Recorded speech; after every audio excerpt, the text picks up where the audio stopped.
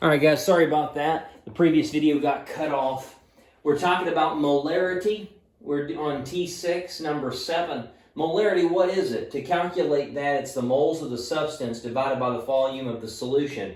If we're doing that problem number 7, it's 4m equals 10.5, and you're trying to solve for V. Guys, it goes back just like the density problems, really. Some cross multiplication. 4m times V, and then 1 times 10.5. 4 times V. It really is that simple now, where you're just solving for V. So what am I going to do? I'm, of course, going to divide by V, divide by 4 to get rid of that. So V is going to be by itself. Whatever I do to that side, I have to do to this one. 10.5 divided by 4. Okay, and that should come out to 2.63, and then this is always in liters. That's our unit, 2.63 liters. All right, if you can do that kind of a problem, you'll see 1 on the final exam. All right, guys, and then the last thing at all that we're covering is acids and bases. Acids and bases. So I want to make sure that you're ready for that. There'll be 3 problems on the exam about acids and bases. I won't make it hard. This is something that we didn't get to cover really in class much, or at least not the testing part. You were doing that at home during the quarantine. We're still on T6, and I would like you to look down at number 12. I can list some things. Hey, tell me if it's an acid or a base. H2S, all right, and NaOH are some examples. Here's what you need to remember about an acid. An acid produces H's in water. A base produces OH in water. Okay? So the trick here is to look at this and say, hey, it's got no O in it, so that's not going to be a base. It can only give H's. So that one right there, okay, is an acid. This one, on the other hand, has an OH bonded together. That's clearly a base. All right? And so we call that a base. Know that bases give OH, acids give H, and you should be good to go. That's about as specific as I'm going to get. All right? I do want you to be able to give me, to show me an acid-base reaction. Let's say I told you, like T6, number 11, I told you to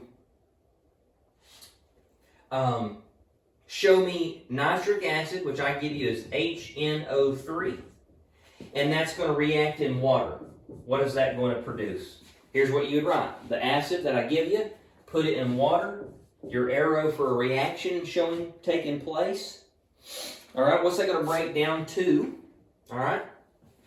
Well, the hydrogen is going to come off. That's what acids do. They give H, and it's going to react with water. That forms H3O+. Do you remember that? We call that the hydronium ion.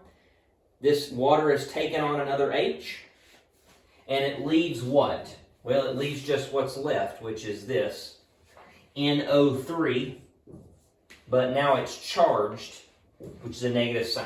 That's all I want, guys. I want you to show me a chemical reaction of an acid reacting with water. How does it break down? And then the very, very last thing, I ask for the general formula for a neutralization reaction. Look at this, and you're done.